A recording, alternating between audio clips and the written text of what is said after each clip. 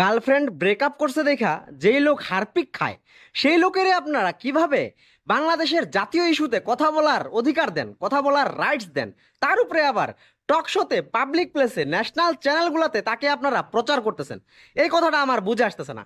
এই যে নিজুম মজুমদার, ওর girlfriend breakup করছে ওর সাথে, এই জন্য ও হারপিক খাইছে। কতটা মানসিক ভারসাম্যহীন হইলে একটা মানুষ হারপিক খাইতে পারে, তাও একটা মেয়ে ব্রেকআপ করছে এই জন্য? সে একটা অশিক্ষিত মানসিক ভারসাম্যহীন রোগী। একটা মানসিক ভারসাম্যহীন রোগী দিয়ে আপনারা দেশের জাতীয় ইস্যু নিয়ে কথা বলতেছেন, তার সাথে আলোচনা করতেছেন, তার সাথে বৈঠক করতেছেন। মানে আপনাদের কি দেশে শিক্ষিত লোকের অভাব পড়ছে? এই লোক তো রাজাকার।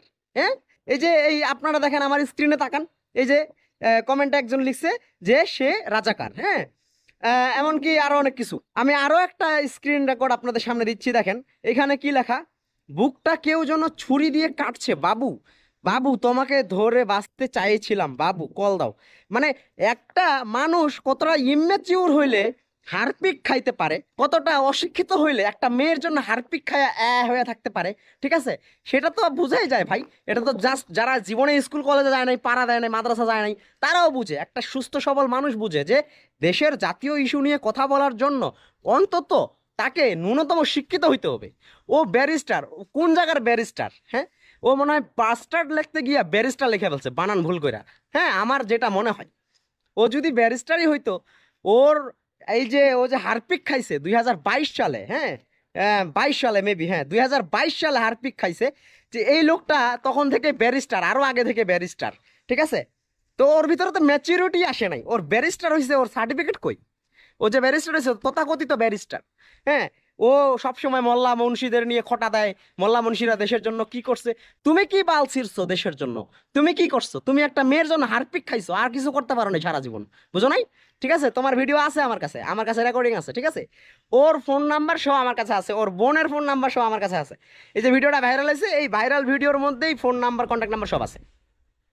একটা মানুষ কতটা ইম্যাচিউর, মানসিক ভারসাম্যহীন রোগী হইলে একটা মেয়ে ব্রেকআপ করছে, সে হারপিক খায় ওই মেয়ের জন্য, তার উপরে সে আবার ব্যারিস্টার।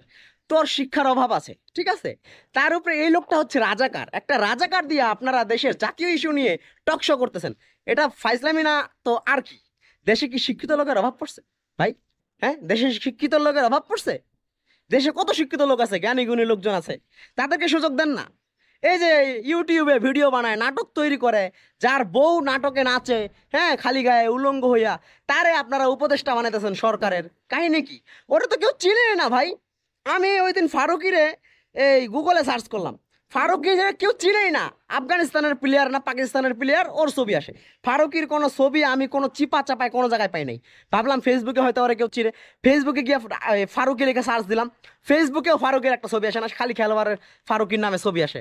হ্যাঁ, আর আট কোন বাল টিভি, আর টিভি, সি টিভি, ওরা নিউজ করছে, ওইখানে মনে হয় একটা ছবি আছে। হ্যাঁ, ফারুকিরও তো কেউ চিনেই না ভাই। ও দেশের জন্য কি করবে?